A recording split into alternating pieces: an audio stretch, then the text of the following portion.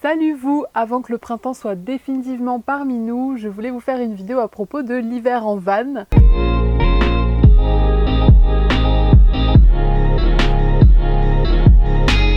Même si nous ne vivons pas à l'intérieur et on l'utilise moins l'hiver, on l'a quand même fait cette année, un petit peu vers le 27 décembre pour Nouvel An et un petit peu aussi en janvier. Pour le 31 décembre, on était en montagne, en Ariège, dans les Pyrénées, donc les températures sont descendues assez basses, mais on a survécu. Je pense que la première chose à laquelle il faut penser, c'est toutes ces vitres là. Nous pour ça c'est bien, on en a qu'à l'avant, mais il faut les isoler un maximum parce que c'est là que le froid rentre le plus. Pour ça, je pense que je vous apprends rien, il suffit d'utiliser les espèces de réflecteurs qu'on utilise aussi souvent l'été pour essayer de se protéger de la chaleur. Ça marche aussi à l'inverse pour l'hiver, pour se protéger un peu du froid. Donc on en a un grand pour le pare-brise et deux petits pour les portes. Donc ça voilà, c'est la base. Ensuite il faut également s'occuper des autres sorties, des portes, etc.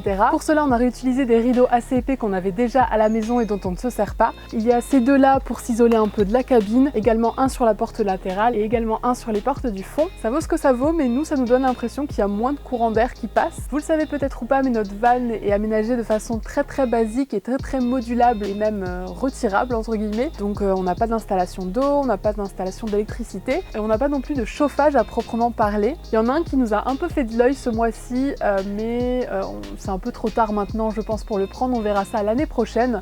Je vous le mets quand même là pour que vous voyez à quoi ça ressemble. Alors j'y connais absolument rien, je crois que c'est un espèce de chauffage au gaz ou au propane ou je sais pas, j'y connais rien, donc je vais pas faire genre je connais. Il faut faire un peu attention avec ces trucs là, il vaut mieux avoir un détecteur, même si apparemment dans celui-ci il y a un détecteur intégré qui coupe l'alimentation si jamais il n'y a plus assez d'oxygène dans la pièce. Ça s'utilise vraiment juste avant de dormir et le matin en se levant, mais vraiment pas quand on dort. Enfin bref, c'est quelque chose d'assez particulier.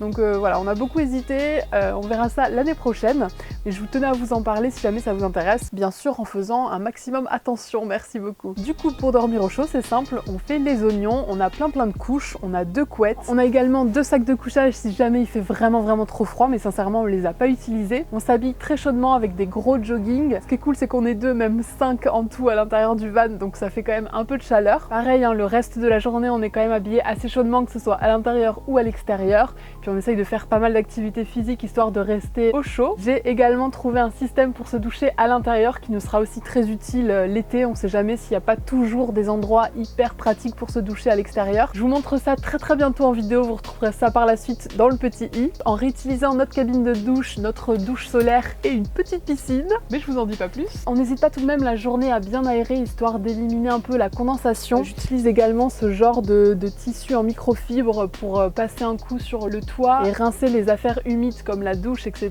Bientôt on va investir dans un petit objet qui va nous aider à ça, je vous en reparlerai bien sûr. On a également ce genre de choses d'absorbateur d'humidité. Là vient d'Action. On n'est pas hyper convaincu.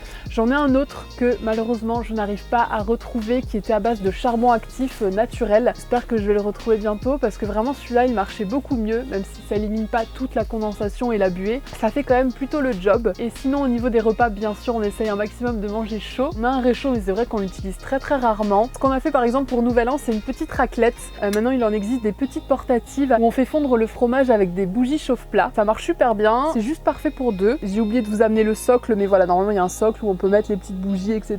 Alors faut faire attention avec ça, hein, bien sûr dans un espace tout petit comme ça, confiné, il faut avoir une petite aération parce que ça peut être dangereux. Pareil, on a une petite fondue portative, ça marche très bien, c'est très pratique également. Là pour le coup ça fait vraiment repas d'hiver chaud et bien gras. Également se munir de couverts isothermes. Il existe des boîtes à repas isothermes, des bouteilles isothermes, j'ai oublié le nom mais les trucs isothermes pour le café, tout ça c'est très pratique et ça fait du bien pour emmener des soupes, des cafés, des chocolats chauds, etc. Alors bien sûr là je vous parle de mon expérience où on part genre 1 ou 2 jours, un week-end, etc. Pour du plus long terme évidemment, soit il faudrait aller sur des aires d'autoroute et se faire chauffer ces petits plats et ces petites boissons, puis les remettre dans ces bouteilles et ces plats isothermes, mais je suis sûre que ça peut se faire. Puis je crois que c'est bien tout ce que je voulais vous dire. Je suis en train de vous faire le montage du road trip qu'on a fait l'été dernier en Alsace-Lorraine, que je vous ai jamais posté. Je le retravaille parce que j'avais commencé mais du coup ça me plaît plus et ça devrait sortir dans pas trop longtemps temps normalement. J'ai également une moitié de vlog dans les Pyrénées avec des amis. J'avais perdu des fichiers, du coup ça m'avait démotivé à monter cette vidéo là, mais peut-être que je vous mettrai ça en attendant qu'on parte réellement prochainement. En tout cas, merci beaucoup pour tous vos commentaires sous nos dernières vidéos, ça nous fait hyper plaisir et c'est hyper motivant. Bientôt aussi je vous prépare une vidéo où on va vous montrer l'intérieur de notre van qui a un peu changé depuis les premiers temps et on est parti pour reconstruire des meubles, donc on vous partagera ça aussi. En attendant tout ça, je vous fais d'énormes bisous et je vous dis à très bientôt pour la prochaine vidéo. Salut! Mouah.